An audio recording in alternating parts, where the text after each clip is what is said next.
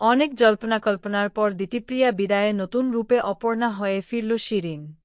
চলুন বিস্তারিত জেনে নেই। জনপ্রিয় ধারাবাহিক চিরদিনই তুমি যে আমার শুরু থেকেই দর্শকের মন জয় করেছে নিজের গল্প আর উপস্থাপনার জন্য।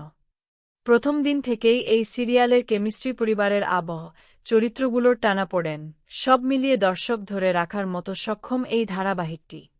পুরো টিমের পরিশ্রমে এই ধারাবাহিক খুব দ্রুতই চ্যানেলের অন্যতম জনপ্রিয় শোতে পরিণত করেছে। তাই স্বাভাবিকভাবেই সিরিয়াল ঘিরে সবসময়ই একটা আলাদাই উন্মাদনা থাকে দর্শকদের মধ্যে।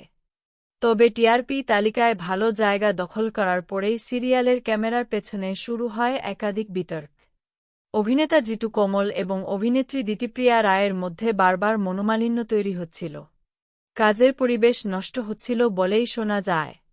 শেষ পর্যন্ত বহুবার সমস্যার মুখোমুখি হওয়ার পরে অভিনেত্রী দিতিপ্রিয়াই নিজে থেকে ধারাবাহিক ছেড়ে দেওয়ার সিদ্ধান্ত নেন।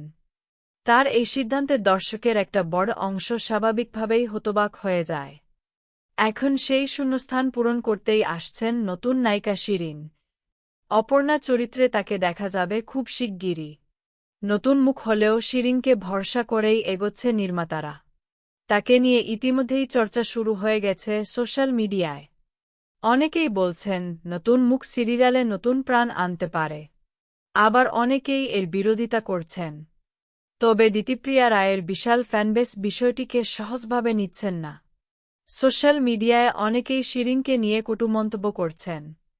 তাদের ধারণা, দিতিপ্রিয়ার মতো জনপ্রিয় অভিনেত্রী চলে যাওয়ার পরে সিরিয়ালের জনপ্রিয়তা কমে যেতে পারে। আবার অন্যদিকে শিরিনকে নিয়ে নেতিবাচক মন্তব্য দেখে বিরক্ত সাধারণ দর্শকদের একাংশ। তাদের মতে, মেয়েটি নিজের কাজ শুরুই করেনি, আগে অন্তত একবার সুযোগ দেওয়া উচিত। এসভিএফের মতো বড় প্রযোজনা সংস্থা যখন কাউকে কাস্ট করে, তার মানে নিশ্চয়ই তার মধ্যে কিছু না কিছু গুণ আছে। শিরিনও হয়তো নিজের অভিনয় দিয়ে ধীরে ধীরে দর্শকের মন জয় করতে পারবেন। দিতিপ্রিয়া মতো একজন অভিনেত্রী, তাকে ছাপিয়ে যাওয়া সহজ নয়, তবে অসম্ভবও নয়। এখন দেখার বিষয়, নতুন এই নায়িকা কি শেষ পর্যন্ত দর্শকের মন ধরে রাখতে পারেন কিনা। অপর্ণা রূপে শিরিনের আগমন আপনাদের কেমন লাগলো কমেন্ট করে জানাবেন।